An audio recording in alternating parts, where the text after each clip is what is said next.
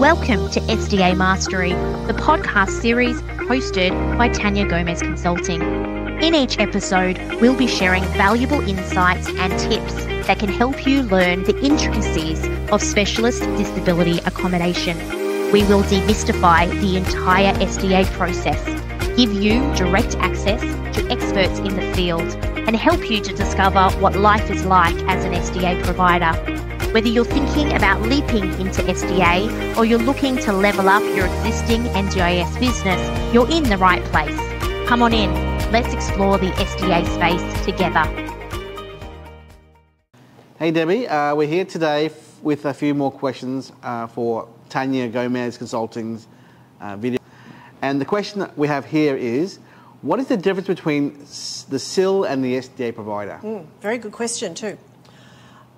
The SDA provider is basically the property manager. They manage the property, they manage the tenant agreements, they manage the NDIS compliance, they manage the care providers, the SIL operators working in the property to actually provide the care to the participants living there. They also manage the funding from the NDIS for the SDA income and the Centrelink funds, Services Australia from the MRRC from the participants as well. Yeah. So yes, they collect the funding before taking their fee and passing the balance on to the owner of the property. Now that's the SDA provider. That's the provider, yeah, the SDA provider. And the SIL provider is? The SIL provider is the Supported Independent Living provider, and that is the organisation that is actually providing the care to the participants living in the property. Yeah. Is it as simple as that? Yes and no. Okay. So let's talk about the SIL providers. Yeah. The SIL provider could be a registered provider, could be an unregistered provider. Could the SIL provider be a independent contractor carer?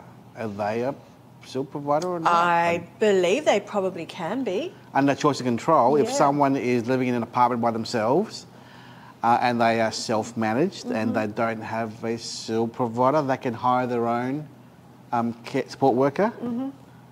So in theory that isn't really a SIL provider in that scenario. I guess it wouldn't be, it's just a support worker. Yeah.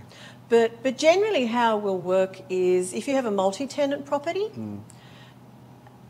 and most of the time, most participants living in SDA are going to have what's known as OOA, on-site overnight assistance. And that will generally be provided by one SIL provider. So there'll be somebody who stays on the premises overnight in case they're needed.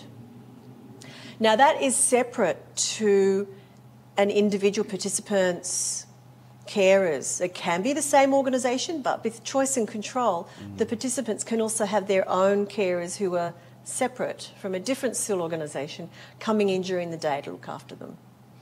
Drop-in supports. So it is actually quite complex. Yes. How it all works together. And really the SIL and the SDAs need to be working together very closely, very carefully to manage all that goes into the mix. And we're also talking about the level of care that a participant has. They might be funded to have one carer looking after 3 of them in the house or one carer looking after 2 of them in the house. They need different types of supports. So all of this is the job really of the SDA provider to bring all that together. Yep. And then it's the job of the SILs to just be there and deliver the supports. So most of the time we see it running smoothly between the SDA provider who looks after the property itself with the engaged care service provider who are doing the care provision on site when it works. My curveball question to you is, when could that not work or a disjointed outcome there? Well, there can be a couple of reasons that happens. One being that potentially the participant might not be happy with the carer that is looking after them and they want to change their SIL provider, which under choice and control, they have every right to do so.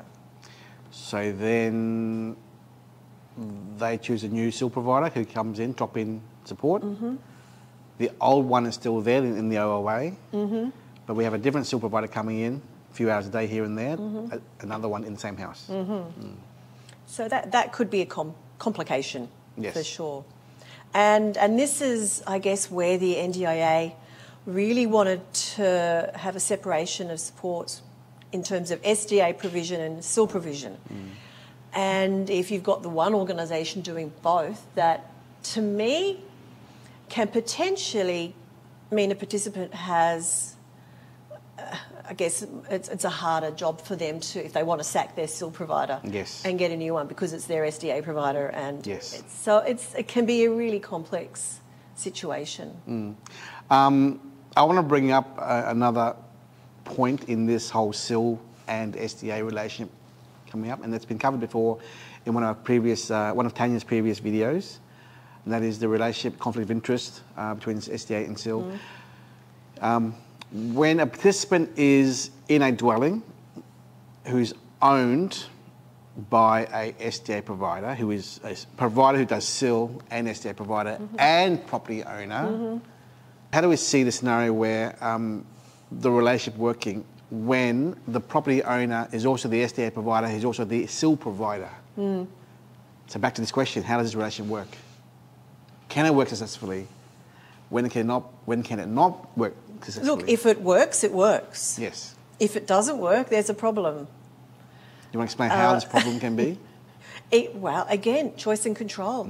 If the participant isn't happy with the supports being given, or for whatever reason, something wrong with the property that's not being looked after, and they want it fixed, then who can they go to get this situation dealt with when all three people who are effectively controlling their home are one of the same? When the owner controls the SDA provider and their staff, who also owns and controls their SIL provider beneath them, it's the same.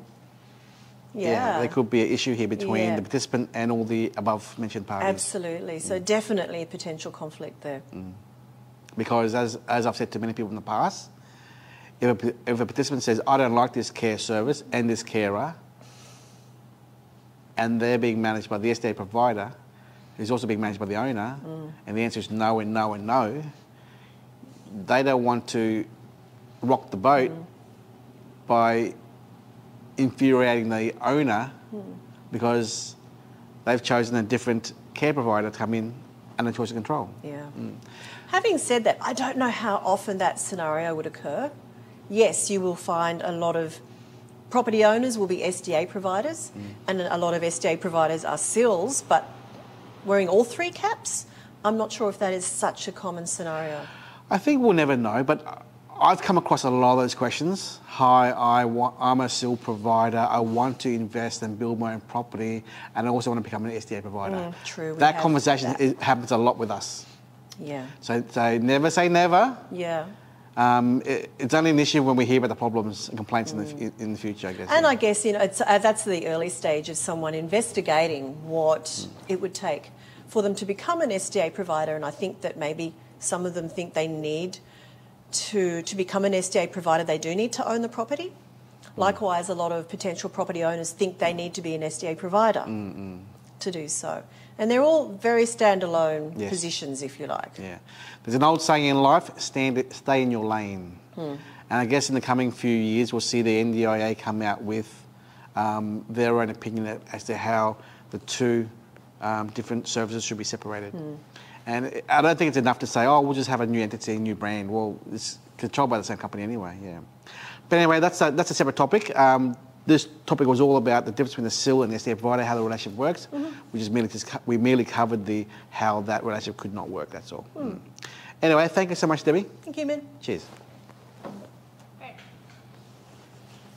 Thank you for joining us on this episode of SDA Mastery by Tanya Gomez Consulting. We hope you found this episode helpful and valuable. If you enjoyed the show, please subscribe, leave us a rating and share it with others. Until next time, keep learning.